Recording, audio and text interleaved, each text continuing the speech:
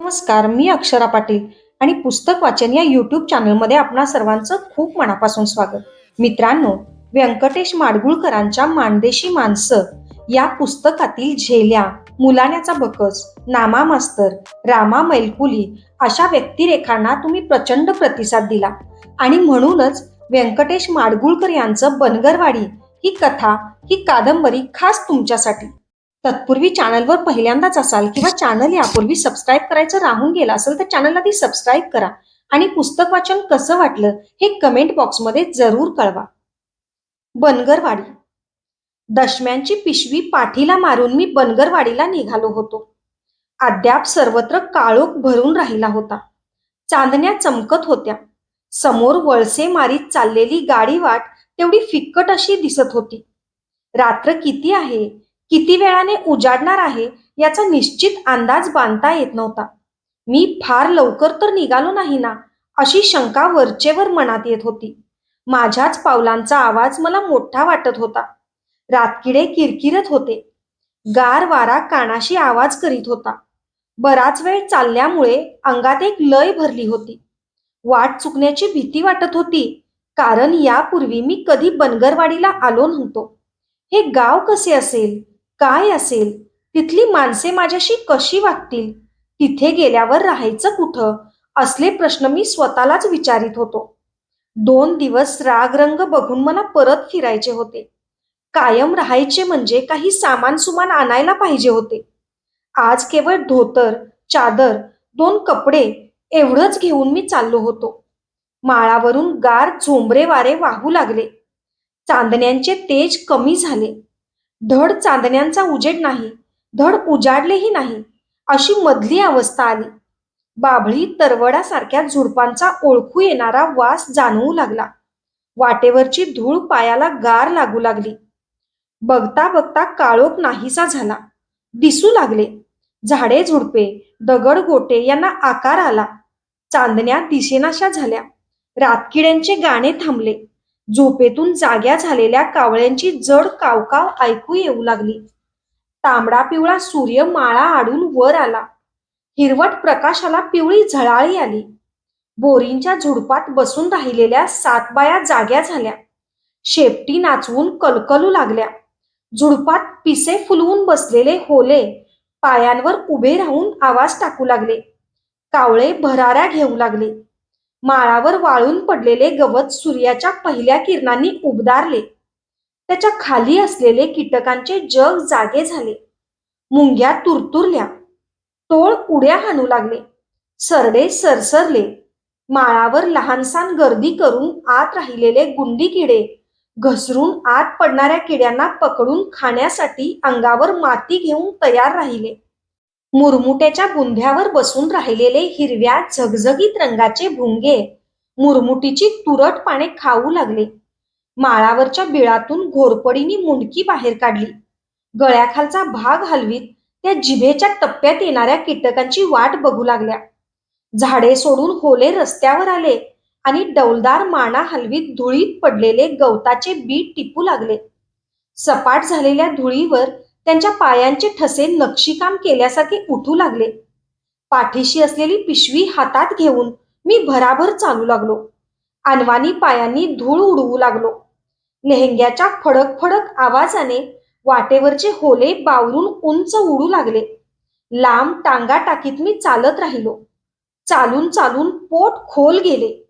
पिशवीतील भाकरीचा, लसणाच्या चटणीचा, सांडग्याचा वास फार येऊ लागला, पण मी नेटाने पाय उचलीतच राहिलो. बोटांच्या फटीतून धूळ वर येत होती. पावलांवर पुटे चढत होती. लेहंगा मळत होता आणि वाट लांबतच होती. आजूबाजूला पिवळ्या करड्या रंगाचे माळ पसरले होते. पहावे तिकडे उघडे माळ. अगोदर भगभगीत असलेले हे माळ उन्हाळ्यामुळे अधिक भगभगीत दिसत होते. क्वचित कुठे खोलगट भागात झाडाझुडपांचे हिरवे ठिपके होते. एरवी चोहीकडे दगडगोट्यांनी भरलेले माळ, नेपती बोराटीची, बाभूळ मुरमुटीची, कुरटलेली झुडपे आणि त्यामधून जाणारी, धुळीने भरलेली, दगडाने उंचावलेली, कुठे रुंद तर कुठे अरुंद अशी गाडी वाट. हळूहळू सूर्य वर चढला. पहाटे सौम्य वाटणारे माळरान रखरख करू लागले. सकाळच्या प्रहरी चाललेला पाखरांचा कलकलाट कमी झाला. क्वचित एखादी मातकट रंगाची माळ चिमणी उंच उडून बाणासारखी खाली सूर घेऊ लागली. तिने घातलेल्या उतरत्या शिळेने उगीचच एकाकी वाटू लागलं. एक बहिरी ससाना खाली बघत जमिनीबरोबर तरंगत गेला आणि कोकाट्यांनी ओरडून गोंधळ केला. आता आसपास कुठे काळे, कुठे तांबडे असे जमिनीचे तुकडे नांगरून पडलेले दिसत होते. न नांगरलेल्या पडीक जमिनी उन्हाच्या तडाख्याने उचल्या होत्या. पिंडरी एवढा पाय जाईल अशा भेगा जागोजाग पडल्या होत्या. या जमिनी आल्या त्या अर्थी वस्ती जवळ आली असे समजून मी वरचेवर क्षितिजाकडे बघत होतो. पण घरे दिसत नव्हती, झाडी दिसत नव्हती. उन्ह टळटळीत झाले. सकाळी गार काल्यासारखी लागणारी धूळ तापली.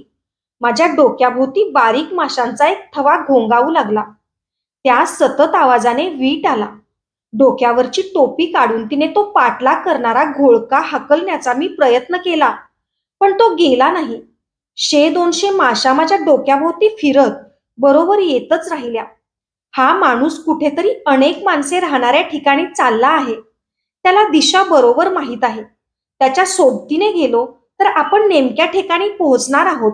घाण, राड, सांडपाणी असलेल्या ठिकाणी जाणार आहोत हा समज असलेल्या माशा डोक्याभोवती घोंगावत माझ्या बरोबर येतच राहिल्या. आजूबाजूला सपाट मोकळा माळ, बाजरीची तांबडी राने आणि मध्येच गबाळे पडावे तशी पडलेली 30-35 घरे, अशी बनगरवाडी होती. बहुतेक घरांच्या भिंती मातीच्या होत्या आणि छपरे खपलीच्या काडाने शेखरलेली होती. काही थोडी घरे धाब्याचीही होती. हरेक घरापुढे लहान मोठे अंगण होते. सांडपाण्यावर वाढलेला लिंबारा शेवगा होता. घराच्या मागच्या बाजूला मेंढरे कोंडण्यासाठी बाभळीच्या काट्यांचे कूड घालून केलेले वाडे होते.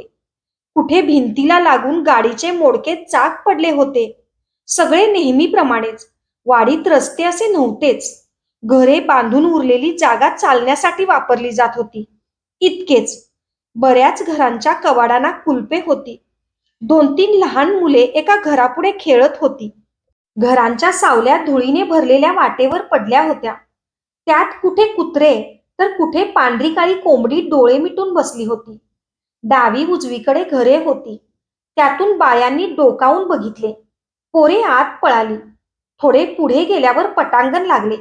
लिंबाचे एक मोठे झाड लागले.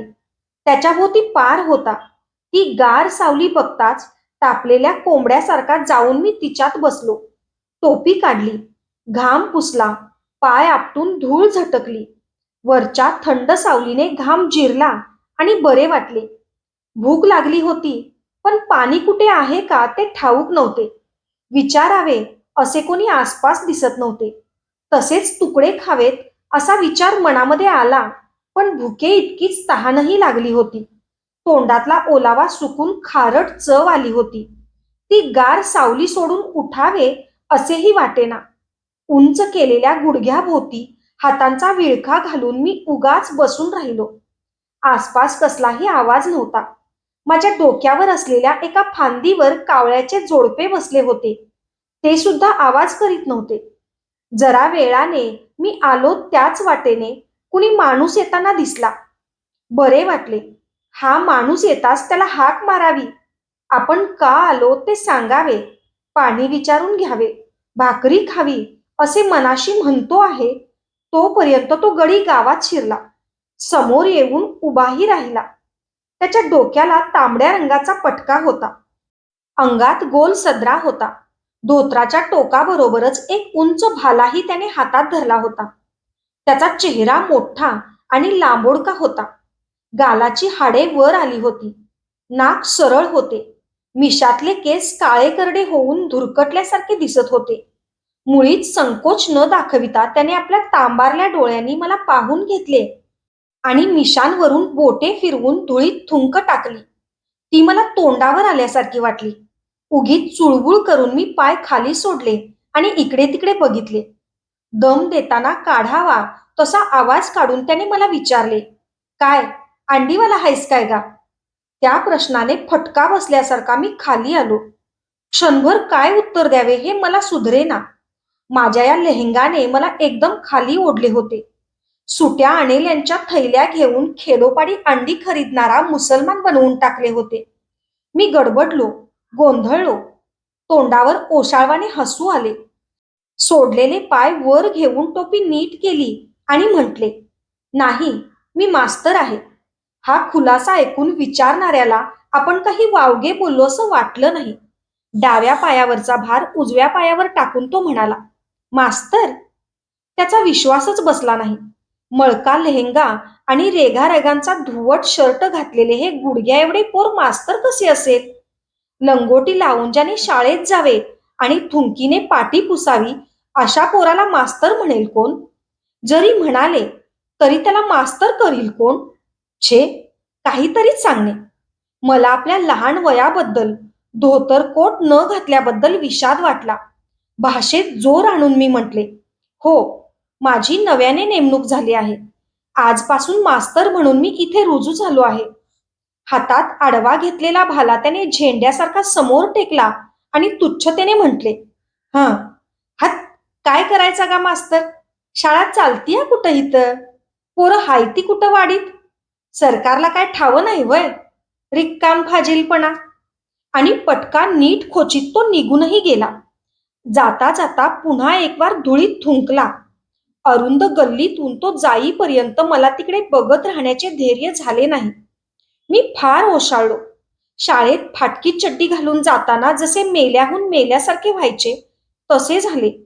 तेवढ्या एकाच प्रसंगाने माझे धैर्य, उमेद, उत्साह वितळून टाकला. असेच माघारी जावे आणि या नोकरीचा राजीनामा देवा हे आपल्याला जमणार नाही. इथे शाळा भरणार नाही, मुले येणार नाहीत. मास्तराचा, शाळेचा, शिक्षणाचा इथे काही उपयोग नाही असे मला वाटू लागले आणि उदासवाना चेहरा करून मी लिंबाच्या पारावर बसून राहिलो. मगा लागलेल्या तहानेचा, भुकेचा काही वेळ मला विसर पडला. उन्हात तळपणाऱ्या त्या गावात यावेळी मी कशाला आलो असे वाटून मला फार एकाकी वाटू लागले. आणि मग मिशा पांढरा झालेला एक म्हातारा हातातली काठी टेकीत रानाकडून आला. त्याच्या भुवया सुद्धा पांढऱ्या झाल्या होत्या. खांद्यावरचे जाडजूड कांबळे त्याने रुपयाचे कडे असलेल्या हातांनी बळकट धरले होते. जोड्यातले पाय ओढीत ओढीत तो आला. माझ्यापुढे थांबला. कपाळावर हात घेऊन त्याने मला निहाळले. खानाखुना पटण्यासाठी चुकले मेंढरू निहाळावे तसे निहाळले. म्हटले, हत का बसलास रे बाळा? मी म्हणालो, मी मास्तर आहे. आजपासून माझी नेमणूक इथं झाली आहे. अरे, मग मास्तर असून हत का बसतूस? शाळेत बस. म्हाताऱ्याच्या या बोलण्याने मला थोडा धीर आला. मघाच्या भलाईतासारखा हा नाही असे वाटले. मला शाळेची इमारत कुठं आहे तेही नीट ठाऊक नाही. यावर समोरच्या लांबलचक चावडीकडे हातातली काठी करून म्हातारा म्हणाला, ती नव्ह का शाळा? चावडीतलं 2 खण शाळाच आहे. ही? हा, जा, बस तत. एकटा बसून काय करू? पोरं कुठं आहेत? पोरं गेली का शेरडा माग? पर येत्याली, काय रानातच राहत्यात? पण शाळा भरण्या इतकी आहेत तरी का? हायत, बक्कळ आहेत. आणि हुत्याल की दर साल 10-20 लगीन उभं राहतंय. पोरं हुत्याल, तू शिकवायचं काम कर म्हणजे झालं. त्या बोलण्याचे हसू आले. पाराखाली उडी टाकून मी पिशवी घेतली आणि म्हटले, मला पाणी कुठं आहे ते सांगा, म्हणजे जेवण करीन. भाकरी आणल्यात बरोबर. म्हातारा म्हणाला, पाण्याची वरड हाय गा या वाडीला. उन्हाळ्यात पार वाळवान होतं. एक हेळ हाय तो तिकडं बघ. मी गल्लीतून समोर पाहिले. गावाबाहेर दगड चुन्याने बांधलेला हेळ दिसला. आमच्या धनगरांचं पाणी चालत असेल तर बघ, देतो. मी म्हणालो, न चालाय काय झालं, पण तांब्या मिळाला तर मी घेऊन येईन. पण म्हाताऱ्याने तिथे उभ्या राहिल्याच हाक मारली, अगं ये अंजे, पाण्याचा तांब्या आण भरून मास्तराला. लांब गल्लीतून एका घरातून कुणीसे बाई माणूस डोकावले. म्हाताऱ्याने परत ओरडून तेच सांगितले आणि मग आम्ही दोघेही शाळेपाशी आलो. तालुक्याच्या मास्तरांनी माझ्यापाशी चावी दिली होती. ते म्हणाले होते, चार्ज देण्यासारखं काही काम नाही. पोरच नाही तिथं तर शाळा कसली? ही चावी घेऊन जा आणि चार्ज दिला म्हणून मी रिपोर्ट करतो. कुलूप काढून मी शाळा उघडली. कुबट भपकारा आला. खालची उंच सकल जमीन उखंडली होती. धुळीने आणि चिमण्यांच्या पांढऱ्या विष्ठेने भरून गेली होती. खांद्यावरचे घोंगडे काढून म्हाताऱ्याने त्यानेच तो कचरा लोटला. तो आम्हा दोघांच्याही अंगावर आला. त्या खाटाने मला ठसका लागला. थोडीशी जागा स्वच्छ झाल्यावर त्यावर म्हाताऱ्याने घोंगडे टाकले. अंथरले नाही, तसेच आपले टाकले आणि म्हटले, बस. आणि मग हात खाली टेकून तोही बसला. काठी बाजूला आडवी ठेवीत म्हणाला, हा, सोड भाकरी. पाणी आणि लागता पोरगी. मी पिशवी घेतली. जुन्या धोत्राच्या फडक्यात बांधलेल्या भाकरी सोडल्या. तुम्ही खाता का बाबा? आपला सुरकुतला चेहरा हसरा करून म्हातारा म्हणाला, आम्ही आता पतू राहतो वय. 2 बार होऊन 3रा वकत आला. खा तू. मला थोडे संकोचल्यासारखे झाले, पण भूक संकोचाला जुमानणारी नव्हती. कुणीतरी एक काळी भोर पोरगी आली. बाहेरूनच तिने उंबरट्यात पाण्याचा तांब्या ठेवला आणि माझ्याकडे थोडे बघून ती निघून गेली. एक गुडगा उभा करून बसलेला म्हातारा कमरेची तमाखूची पिशवी काढून तिथं बोट घालू लागला. भुकेल्या पोटी मी भराभर घास घेत राहिलो. घेता घेता त्या म्हाताऱ्याकडे पाहू लागलो. डोक्यावर मुंडासे सोडले, अर्धे धोतर सोडले, तर त्याच्या अंगावर काही नव्हते. ज्या मातीत तो दिवसभर मेंढरांमागे हिंडत असेल त्या मातीप्रमाणे, त्या मेंढरांप्रमाणे त्याचाही रंग काळा भोर होता. अंगकाठी सडसडीत होती. उघड्या पायांवर झाडे झुडपे लागून पांढरे धोट फरपाटे उठले होते आणि म्हातारा पार पिकला होता. कबुतराच्या पिसाऱ्यासारख्या भुवया, पांढऱ्या धोट भरघोस मिशा, बोट वाढलेली पांढरी दाढी आणि छातीवरचे पांढरे कुरळे केस. वयाचा अंदाज बांधणे कठीण होते, पण म्हातारा पार थकला होता. चेहऱ्यावर सुरकुत्यांचे जाळे होते. हातापायावरच्या शिरा फुगल्या होत्या. जागजागी गाठळल्या होत्या. तमाकू गालात धरून पिशवी नीट बांधता बांधता त्याने विचारले, गाव कुठं शिक तुझं? मी म्हणालो, आहे इथं जवळच, विभूतवाडी. तिथला कोण तू?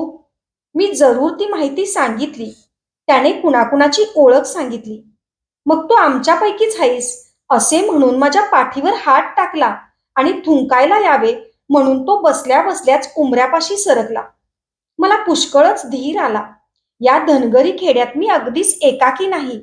जवळ येऊन बोलणारे, आपुलकी दाखवणारे कोणीतरी आहे अशी 10-5 माणसे निघाली तरी मला इथे राहणं सुसह्य होईल असे वाटले. जरा वेळाने निरोप घेऊन म्हातारा रानात निघून गेला. मी एकटा उरलो. शाळेच्या तुळ्यांवरून पूर्वीच्या मास्तरांनी निरनिराळ्या म्हणी खडूने लिहिल्या होत्या.